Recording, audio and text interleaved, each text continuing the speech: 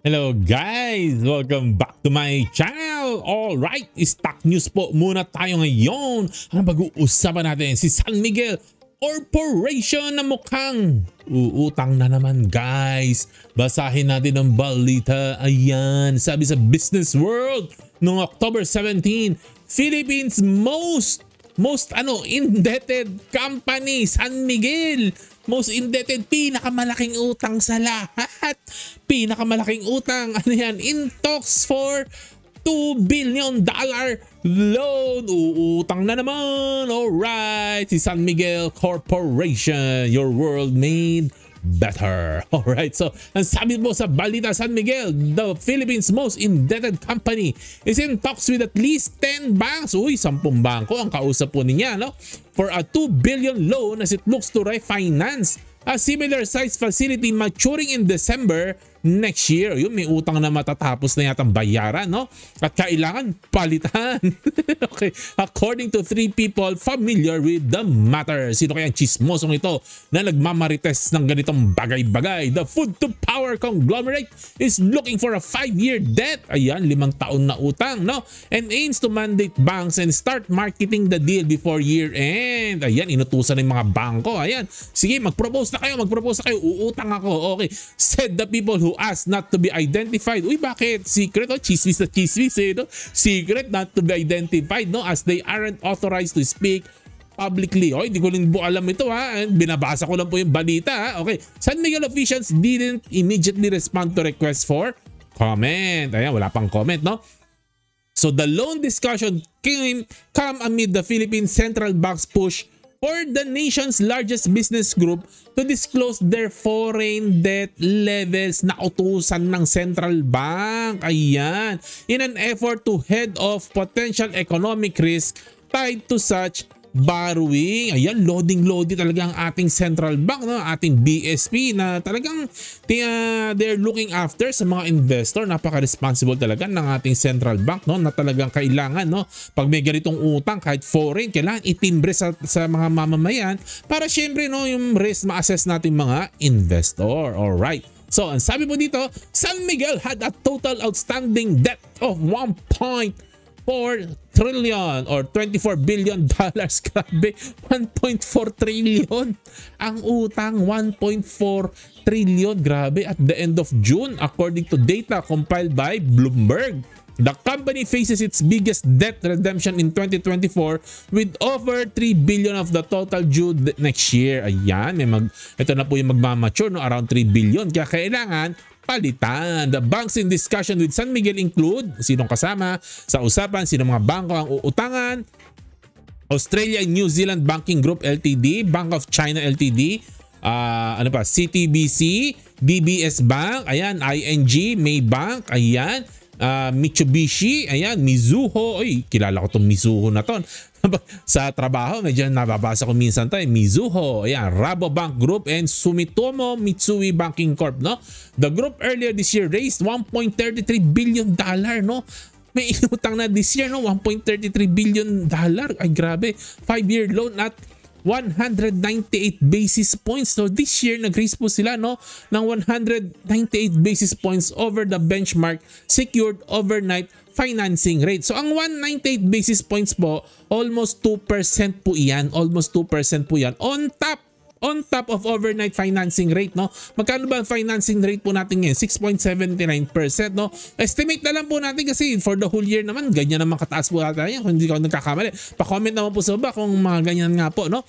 So, kung yung 6.75 dadagdagan mo ng 2%, halos 9% na po yan, no? 8.75 ganyan, no? Give or take a little bit, no? Halos 9% na rin po yan, no? Ang laking interest po yan. Guys, ako nagtataka lang po ako, no? As a company, bakit po kailangan ngayon umutang? Na ang mahal-mahal po ng interest yan. Bakit hindi po pwede na mag-antay ng magandang panahon na bumaba ang interest rate bago umutang? Tanong ko lang naman po kasi syempre kung yung iba po mga businesses po ngayon kaya nga po medyo gutom-gutom, no? Wala masyadong project kasi hindi muna sila umuutang kasi ang laki ng interest no? Kasi kailangan Kung uutang ka tapos 9% ng interest, so kailangan yung paglalagyan mo ng pera, yung negosyo pagdadala mo, dapat mas malaki than 9%. Kasi kung hindi, matatalo ka pa sa interest, di po ba? O parang ganun po no? So nagtataka lang ako bakit ngayon yung timing, bakit may mga matatapang, malalakas ang loob ngayon ng umuutang na ganitong panahon po na ang taas-taas ng interest rate. Alright. Okay, no? So tingnan natin ang balance sheet. Ayan, tumataginting. Tama nga po, no? Yung debt po nila, tingnan nyo po yung long-term debt at current debt, no? Pag inad mo po yan, no? 973 billion plus 458 billion. Nasa 1.4 trillion nga po ang utang po talaga nila, no? Ang debt po nila. At yung liabilities mo nila, kung lahat ng liabilities, 1.75 trillion. Grabe. Hindi po billion nito, trillion po ito. Tingnan niyo po yung equity po niya, yung blue line, kakarampot lang Yung liabilities, ang tatangkad. Ang tangkad ng liabilities, ang tangkad ng long-term debt, ang tangkad din ng current debt. Ay grabe, ang taas-taas ng utang po talaga ng San Miguel po, no? Ayan.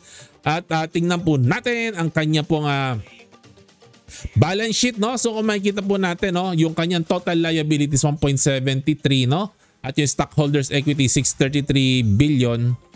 So halos hindi po nagbago past 6 months. Ito po kasi yung data na pinapakita ko po sa inyo end of 2022, no, December 2022.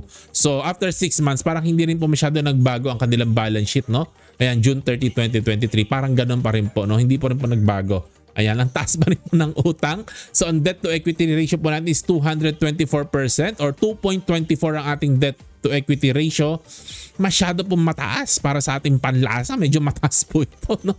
Guys, so yan ang income statement. Yes, negative earnings po. Negative earnings po, no? So guys, ano pong pananaw po natin dito kay San Miguel? Ako po, as an investor po talaga, sa value investor po, guys, pag maliit po ang pera po talaga natin, iba po ang mundo po natin maliliit ang pera. Iba po ang mundo ng malalaki ang pera, no?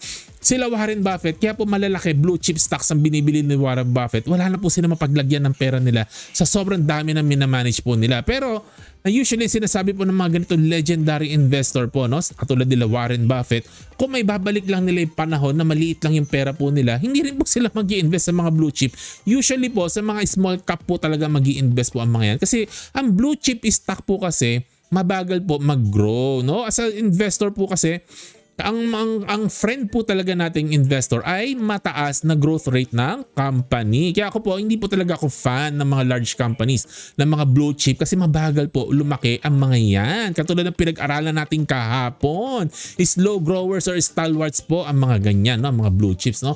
Ang gusto po natin is small cap or mid caps kasi malaki-laki pa ang room po nito na i-grow po nito. Syempre, kung matsatsambahan natin, sino ba talaga sa mga ito ang mananalo, no? Okay, so hindi po ako fan ng blue chip, so minus point po kay San Miguel, no? Hindi rin po ako fan ng mataas na utang, no? Ang taas na utang, grabe. Hindi po talaga tayo fan yan. Ako personally, hindi po ako fan, no? At hindi rin po ako fan ng negative earnings. Ayan lang po. So para po sa akin si San Miguel ay isa pong easy pass po. Pero hindi ko po kayo dinidiscourage na bilhin si San Miguel. Kung sa palagay po ninyo gusto niyo si San Miguel, pa-comment na po sa baba kung bakit, ano argument po ninyo, no? Kung bakit gusto niyo po ni si San Miguel. Ako hindi ko po kayo dinidiscourage. Nagbibigay lang po ako ng example kung paano ako nag-analyze para magkaroon po tayo ng mga comparison po, no? Hindi naman po ako financial advisor, hindi rin po ako analyst, no? Ako po isang hobbyist lang po, katuwaan lang po sa akin to, no? Entertainment purposes only. Hanggang dito lang naman po, no? Kwentuhan po tayo sa baba. Always like, subscribe, share, notification bell po, no? God bless po sa inyong lahat. Bye-bye!